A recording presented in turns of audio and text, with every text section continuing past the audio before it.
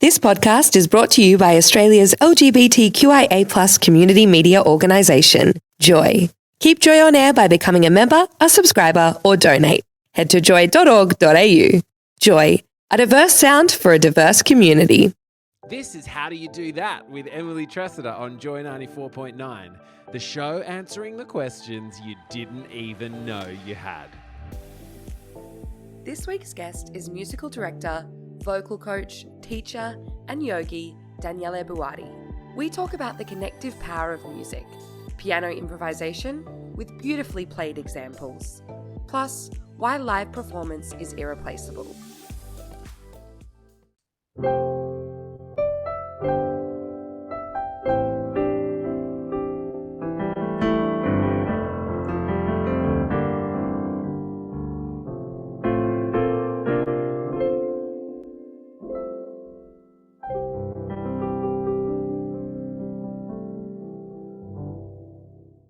That sense that you can go through an entire musical and music can actually change how you feel. Music can viscerally can alter the heart space in a very unique way that I found super important. That I think is really special, that if you jump into a sound or a song halfway through or 3/4 of the way through, you're not going to experience it as well as the person who's there experienced it for the whole way.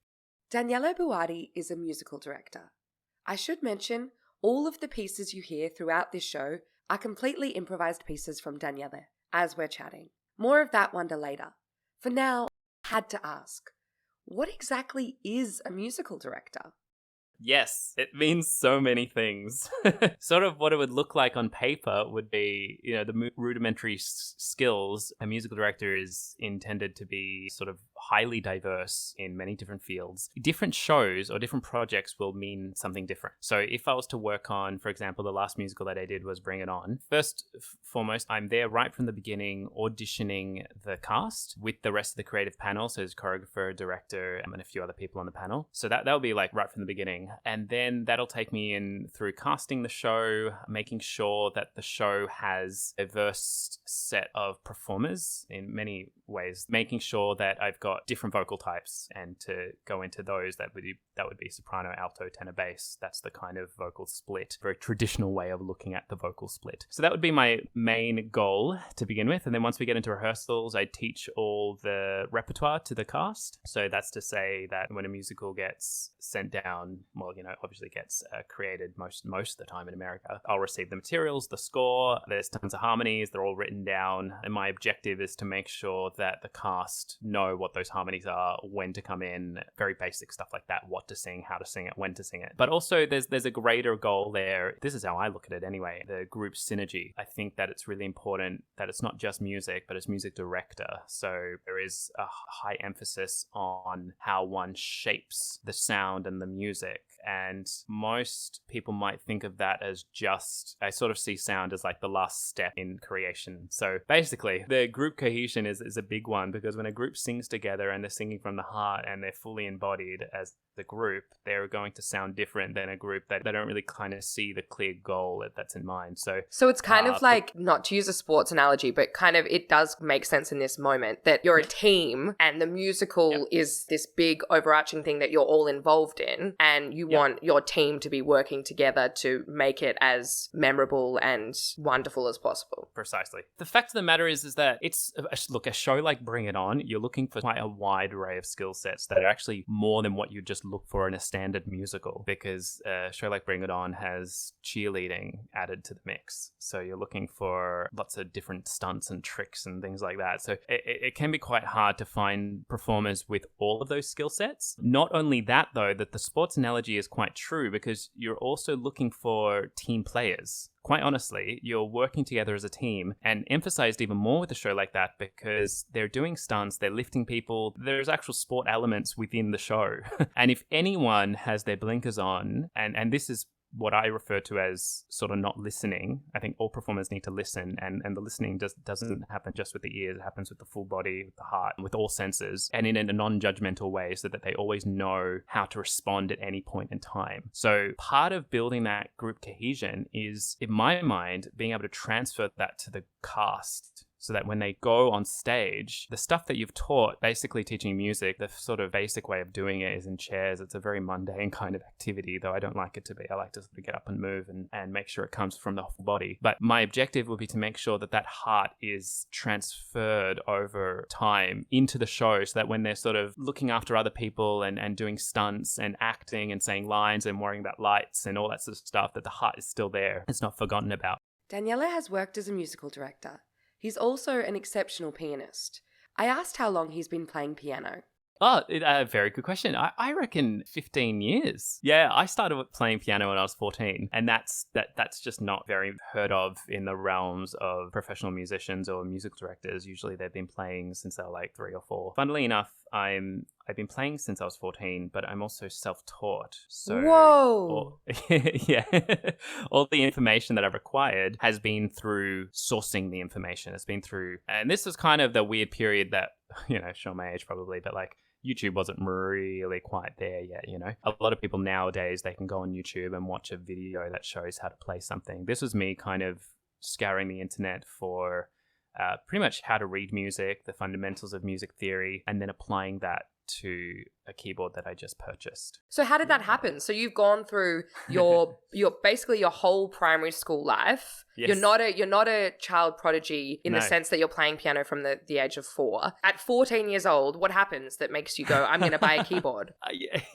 I do remember it very distinctly. It's funny because I've always been creatively inclined. I used to draw a whole lot, big drawer, and then through primary school. And the weird thing is with primary school, I have a distinct memory of like kind of just not really understanding music. I remember in the classroom, in the music class, it didn't make sense, And that's an interesting thing because like usually it takes a while for me to like fully grasp something, but once I get it, I get it. But I moved into high school a couple of years in, and pretty much the first interaction I had with a keyboard was, I think, in my like year 7 and 8 music class. They do those group keyboard lessons. And I just remember being absolutely fascinated. I could just, I've got a keyboard in front of me right now. I could just hit something and it would make sound.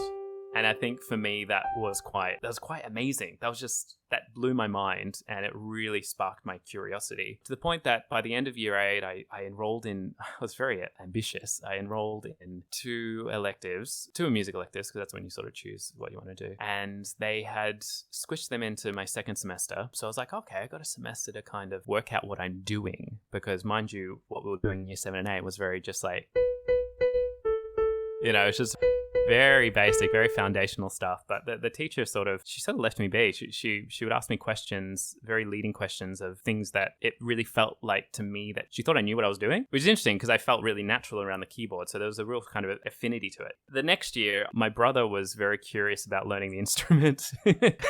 He's a couple of years older than me, and he loves 80s music and synths and stuff. And I kind of remember I had just got a part-time job, and I think I was just like, oh yeah, you should get a keyboard. And I was just encouraging him to get it with very much in mind that I was like, I want to use that keyboard. So I was like, here's a bit of money. I think I had some birthday money or something. Like, here's a bit of money, and like, you should get a keyboard. And what I did until that point was go on musictheory.net, which is an amazing resource. I think it's called Tenuto now, but musictheory.net, and they've got some apps now. It's grown a lot. It's brilliant. And it's a foundational music theory online course. It's easy. It's free. I sound like I'm a sponsor, but I will sponsor it. I think it's just such a good website. And I went on that and walked my way through all the lessons. And then I think by the end of it, if you remember, obviously still exists, Microsoft Paint. This is me just getting my little designy, drawy brain going as well. I just drew up like a 3-octave keyboard and printed it out on like 2 sheets of A4 paper. And then the little poor boy, just like taped it all together. And then I just sort of was like, I just had some sheet music, and then I just practiced on that until I got the keyboard. Without any sound? No sound. No. It kind of made sense to me because I was like, I can hear what it sounds like in a way. I was like, I can imagine what's happening. And also I'm choosing songs that I know what they sound like. But also it made sense to me that a large aspect of learning music is learning how to read it. At least in Western culture, we put so much emphasis on writing things down and reading and all that sort of stuff. I was just like, I'm gonna get better at identifying notes, because that's a huge thing that people fall short at when starting to learn instrument, particularly piano, how to actually identify the notes and then correspondingly find them on the piano. And then a couple of weeks later, I got a keyboard, or rather my brother got a keyboard, and I think I sort of hogged it a lot. I think I was using it. But you put some money in for it. I put some money into it. Yeah, exactly. It was really sneaky of me, but I was like, here's some money, and then I'll just play it like every night. And at the time, two big loves of mine, or three rather, anime, Muse, the band, and Buffy, the TV show. So all of which the particular anime I was watching, such a odd child watching this like super adult anime, Neon Genesis Evangelion, which was like super intense. Anyway, the music in anime shows, it is usually just fantastic. So I'd sort of just get sheet music for those three things, and Muse have a lot of piano within their music anyway. So one of the first songs I learned was a song called Bliss, which since learning that and since learning another song from Buffy, I realized that I chose quite difficult pieces, but they served as real great learning aids. Okay, so you make your own piano at home on pieces of paper, which is phenomenal. You then convince your brother to buy a keyboard. Then you use the keyboard. You learn these complicated pieces of music, and then you obviously continue to do piano through high school. Yes, that's pretty much it. I remember learning as much Buffy music as I could, and of course then the Buffy musical episode came out, so now I got hooked onto that. Meanwhile, all the while, whilst this was happening, my drawing was still there, but I kind of pulled away from that because the piano just kind of hooked me, it just kind of went, this is it, and my mum at the time, I think I remember her thinking it was a phase, because obviously you can go through phases, but I was so sure about it. I was like, no, this is not a phase. This is this is love. And then I pretty much took music all throughout high school, and funnily enough, I didn't do a lot of solo stuff because I was still singing choirs and not doing a lot of music, but the piano definitely helped. But I also didn't play a lot in bands because for whatever reason, well, I know why, but people go, oh, I don't really see a keyboard in the band. They go, oh, that's a bit dorky. But I know, I was like, oh, come on, man, I want to play in a group. I was so interested in playing as a group because there's something so fascinating and heartwarming when you just play and you connect with other musicians that the more I move through my career and the more older you get, the harder it is to find that sort of genuine new feeling. I pretty much took my music all through high school and auditioned for my Year 12 musical, which was definitely something I wouldn't do because drama petrified me, acting petrified me. But I got the lead in Aida, so that was cool. Cool. And then pretty much from there, I got exposed to musical theatre. There was no musical theatre whatsoever. Before that, I was mostly just playing for singers. So I was actually able to work on the accompanist role, which is actually quite an important role in musical theatre and auditions and concerts.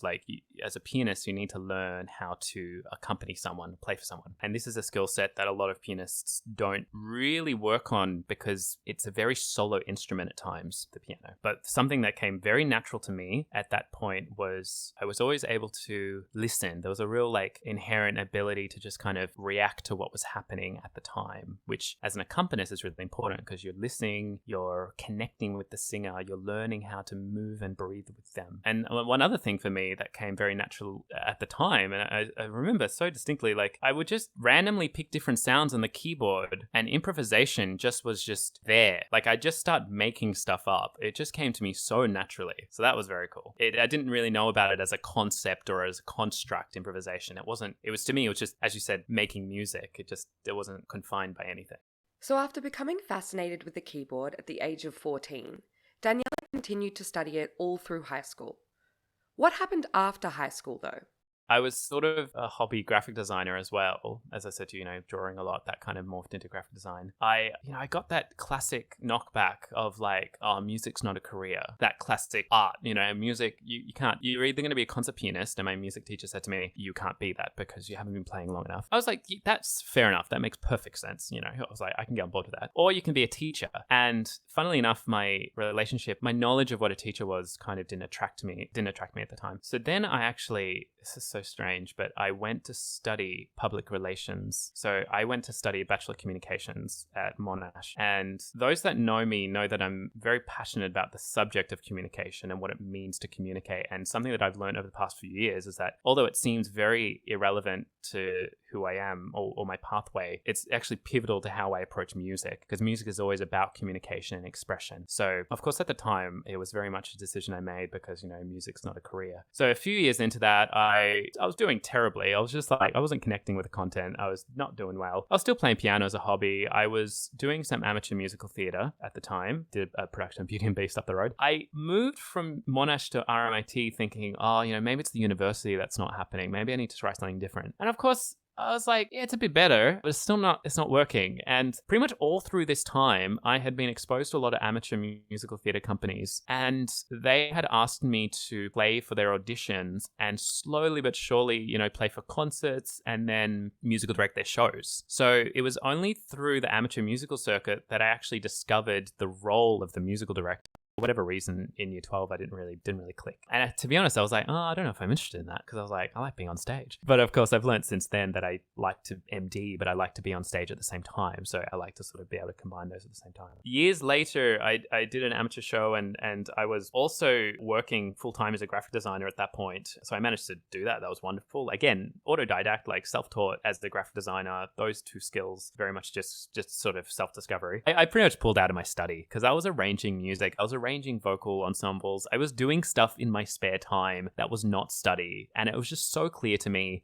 albeit a very hard decision. There's a good friend of mine who's a musical director in Sydney who I met at the time. And I was like, I can see myself doing this. I can see myself making it a reality. So long story short, I pulled out of the course. I still worked as a graphic designer. I pretty much completely changed my trajectory and focused all my attention on music. And it didn't take very long for teaching gigs to come about, cabaret work to come about, concerts, shows. And then about kind of 3-4 years later, there was that sort of niggling kind of desire to study music, a bit further. I was just like, the self-taught thing is a weird chip on my shoulder, because you're kind of like, I feel like I need to know more that I don't currently know. That doesn't disappear, of course. That's always there in everything that I do.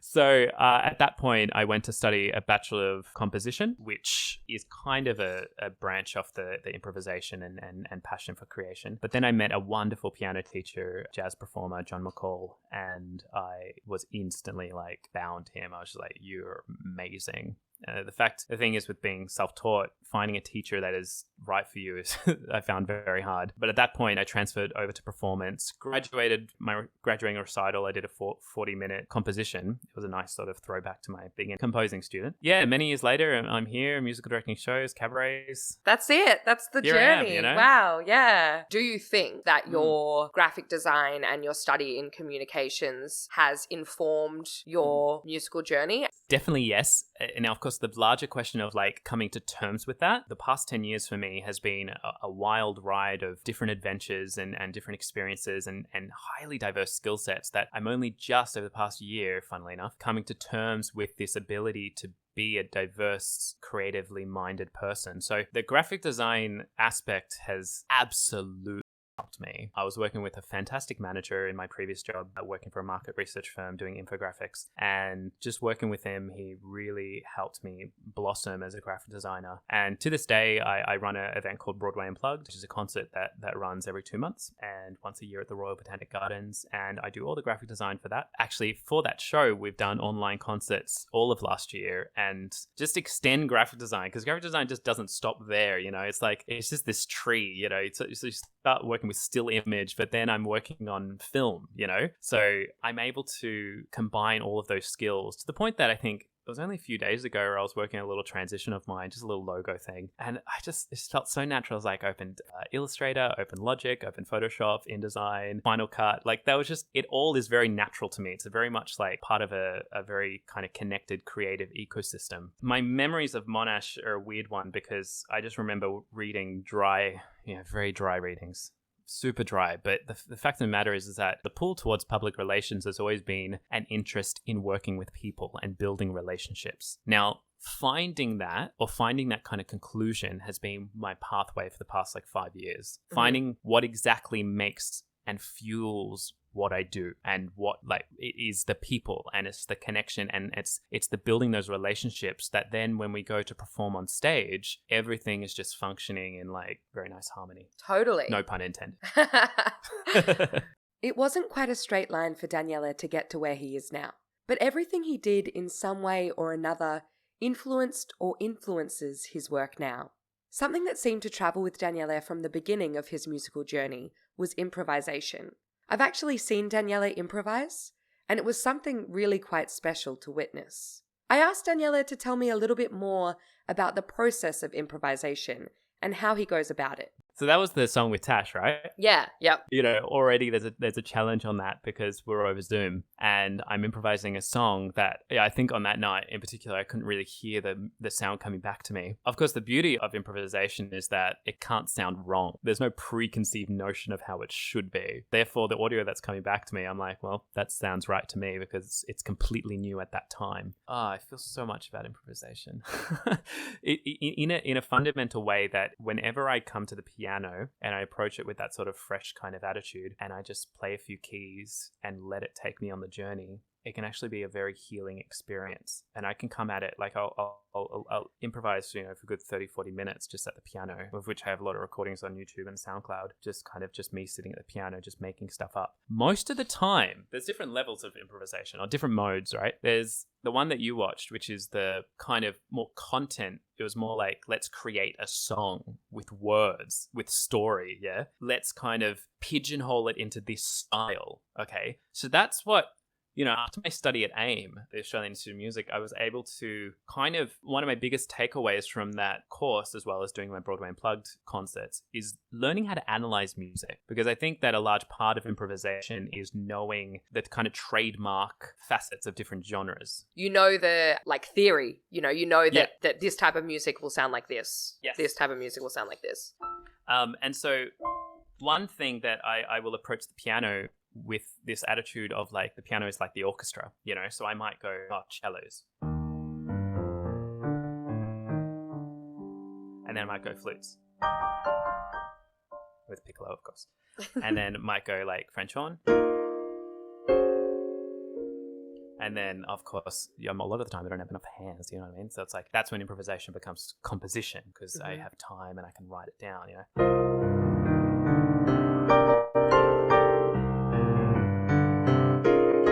Yeah.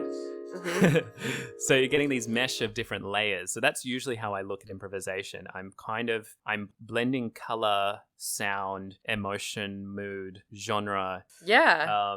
If you're feeling a certain kind of way in a day, will you sometimes just sit down and play it out kind of? Yes. Yes. And of course, if I come to the piano going I'm in such a crappy mood, I want to feel better. I know what to do to feel better. I need to make music. And then I go to the piano and I'm making music. You come at it from you've got it all set out for yourself. You're I'm going to use the piano. There's a very interesting way that I explain the relationship of music and the piano. Very much like a sort of living, breathing entity, And if I come at it with that attitude, no go, I start playing, I still feel a bit lost for whatever reason. That being said, if I approach the piano with, again, that openness, fresh attitude, then what comes out without judgment is really important. So, for example,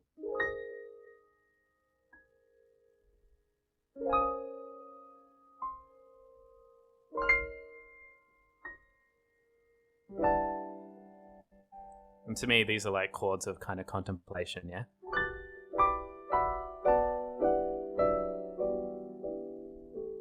And that's kind of just how I'm feeling at the moment. It's really nice day. Imagine having a lovely chat. Yeah. A person all in white in a moody sort of dusk, early evening, wet street situation. Beautiful. I love wet street situations. Yeah. Now, the thing is, design and music is one for me. So I've always had this vision that I would own this media company. I never really truly understand what it was going to be, but I was always interested in building experiences. And part of that is connected with understanding people's brand. So I was I'm interested in knowing how people work and what their essence is. And part of my interest in learning how to draw and how to design and boost those skills is I want to be able to communicate to the world who you are through all these mediums. Yeah. So music is color to me. It's this is a bit kind of yellow and green kind of mixed together, and then this is a bit of red with a bit of orange for whatever reason, and then a bit of pink and blue. So so again, if you ask me to play a color or an emotion, can I have an emotion or some descriptive word? I looked out my window and there was a bee, and I was like, Good. bee? Bee. Bee's fun. Bee's fun. Bee's like...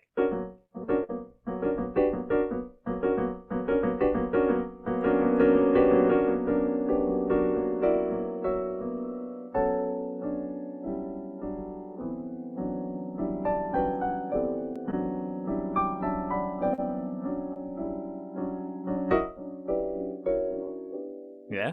Yes, I was watching the bees and I was like, yes. Yes. Amazing. They got a bit of edge to it, you know? They're not just Yeah. completely like, they're not the sound of a butterfly, which is a bit more...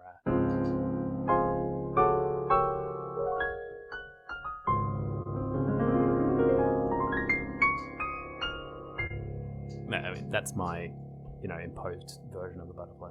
Here, Daniele is reminded of something that he loves to do in life. The funny thing is that, like, I love seeking out pianos, by the way. There's something about finding a new piano in a room that I haven't been in. Obviously not in my house. That'd be weird. So many rooms in my house. Yeah, so many rooms and so many pianos. Where did they come from? And going, like, I love, like, I describe it, I think of it as, like, talking to them. You're like having a conversation. Just like...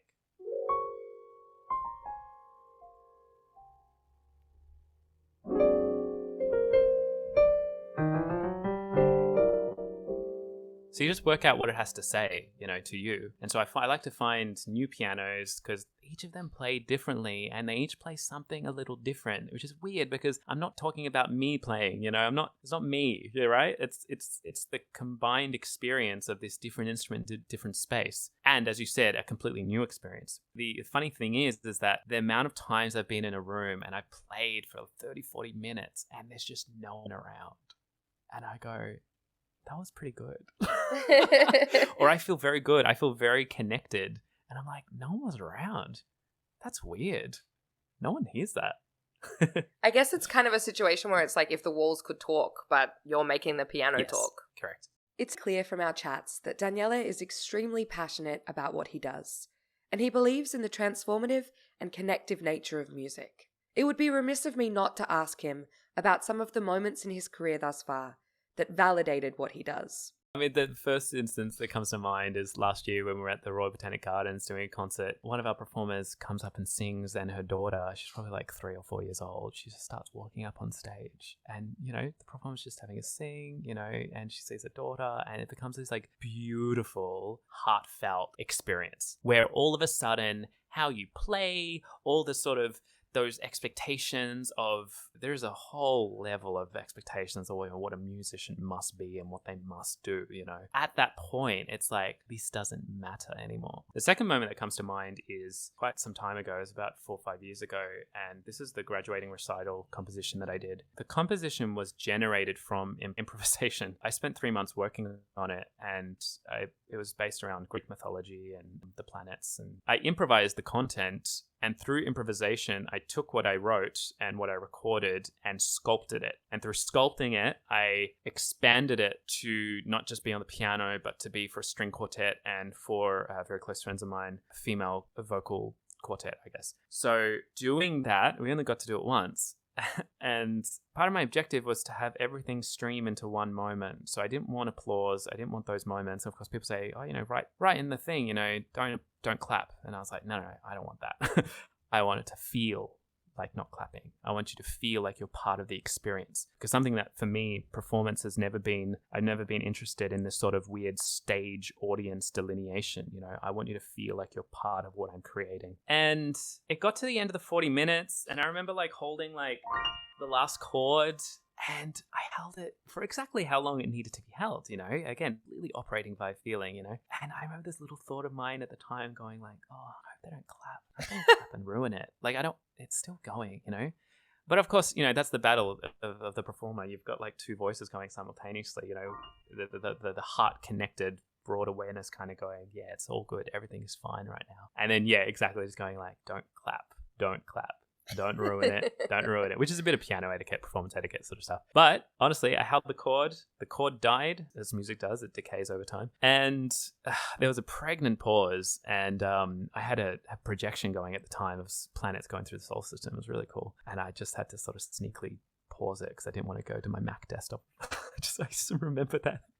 Just being like, oh God, that would be terrible.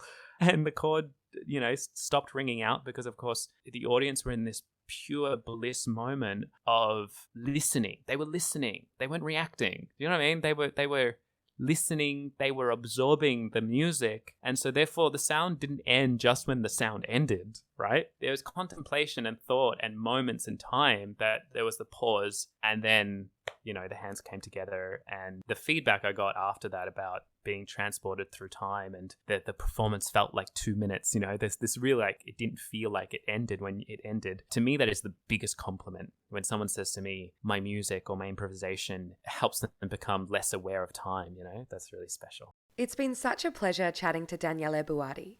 I'll let him close out the episode. One standout thing for me is an audience is learning to open their hearts in a live performance. They see someone who is able to be truthful and honest and bear their heart on their sleeve, and that's what makes a wonderful performer in my mind. A performer who is able to be unashamedly themselves. And what I hope to do through performance and through any form of performance, whether it be piano bar, cocktail stuff, like hotels, open mics, I want to, through my journey of learning to be more authentic to who I am, I want to communicate that with people who are watching and experiencing it, to let them know that it's okay to be fallible and human and make mistakes. And the more that we can come to terms with that, the more we can lead through the world with our heart.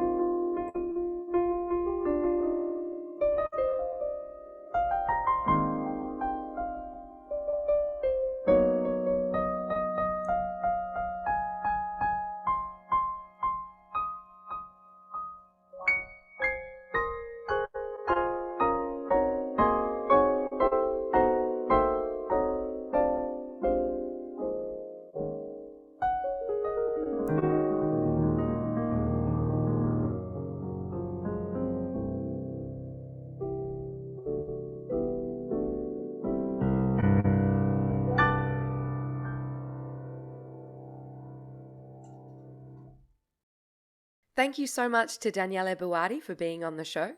If you'd like to know more about Daniele or his work, head to danielebuatti.com. That's DanieleBuatti.com. Thanks for listening to another episode of How Do You Do That with Emily Tresidder. If you think you or someone you know would make a great guest on the show, get in touch. Email howdoyoudothat@joy.org.au. Thanks for listening to another Joy podcast brought to you by Australia's LGBTQIA+ community media organisation. Help us keep Joy on air. Head to joy.org.au. Joy, a diverse sound for a diverse community.